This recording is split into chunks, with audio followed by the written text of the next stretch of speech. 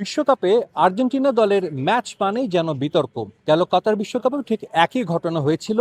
একমাত্র দল হিসেবে আর্জেন্টিনা কাতারে পেয়েছিল পাঁচটি পেনাল্টি, যার কারণে অনেকেই আর্জেন্টিনা সে বিশ্বকাপ জয় নিয়ে প্রশ্ন তুলতে এতটুকু দ্বিধা বোধ করেন না। যুক্তরাষ্ট্র বিশ্বকাপ হচ্ছে, এই বিশ্বকাপেও কিন্তু আর্জেন্টিনা প্রতিটি ম্যাচে রেফারি এবং ভিএআর থেকে সুবিধা পাচ্ছে এমন দাবি করে আসছেন অনেকেই। এবার ইজিপ্টের বিপক্ষে ম্যাচের শেষে এমন প্রশ্ন তুলেছেন খোদ ইজিপ্টের কোচ। তিনি বলেছেন ফিফা চাইছে এই বিশ্বকাপে আরও দীর্ঘ সময় থাকুক আর্জেন্টিনা, যাতে করে লাভবান হবে ফিফা।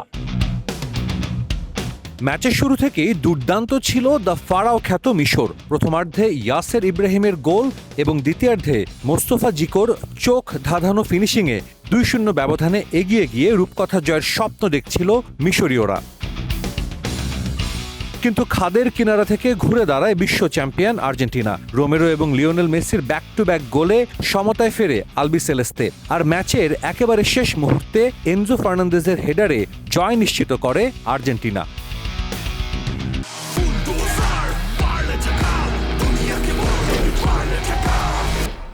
তবে ম্যাচের আসল নাটকীয়তা জমে ওঠে শেষের ঠিক আগ মুহূর্তে। আর্জেন্টিনার ডি বক্সে ফরওয়ার্ড হুলিয়ান আলভারেজের চ্যালেঞ্জে মাটিতে পড়ে যান মিশর অধিনায়ক মোহাম্মদ সালাহ। পেনাল্টির জোরালো দাবি তুললেও ফরাসি রেফারি ফ্রাসোয়া ল্যাতেক্সিয়া খেলা চালিয়ে যাওয়ার নির্দেশ দেন। এমনকি ভিএআর রেফারিকে সাহায্য করতেও এগিয়ে আসেনি। এর ঠিক আগেই মিশরের আরেকটি গোল বাতিল করে দেয়া হয় ভিএআর এর মাধ্যমে, যা নিয়ে প্রশ্ন উঠেছে বিশ্বব্যাপী।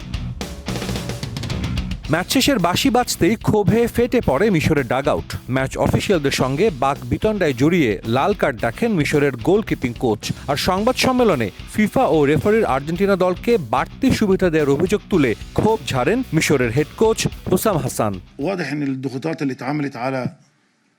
আমরাই মাঠে সেরা দল ছিলাম, কিন্তু ফুটবল আজ চরম অন্যায় করলো। এটা আসলে পুরোটাই মার্কেটিং আর ব্যবসার খেলা। তারা চায় ডিফেন্ডিং চ্যাম্পিয়নরা টিকে থাকুক, তারা চায় মেসি যেন টুর্নামেন্টে থাকে। পুরো ম্যাচটা পরিষ্কারভাবে সাজানো ছিল। সবকিছুর পেছনে কাজ করেছে টাকা আর বাণিজ্যিক স্বার্থ।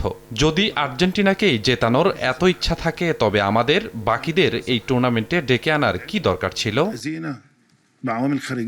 শুধু কোচই নন, মিশরের ফুটবলার মোস্তফা জিকো রেফারিকে অন্যায্য ও নিষ্ঠুর বলে ক্ষোভ উগরে দিয়েছেন। সামাজিক যোগাযোগ মাধ্যমেও ফিফা সভাপতি ও মেসির তুমুল সমালোচনা হচ্ছে।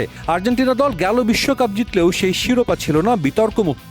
এবারও শিরোপার দিকে যত এগিয়ে যাচ্ছে মেসির দল, ততই বাড়ছে বিতর্ক, হচ্ছে সমালোচনা। সাজিদ মুস্তাহিদ, সময় সংবাদ, আটলান্টা, যুক্তরাষ্ট্র।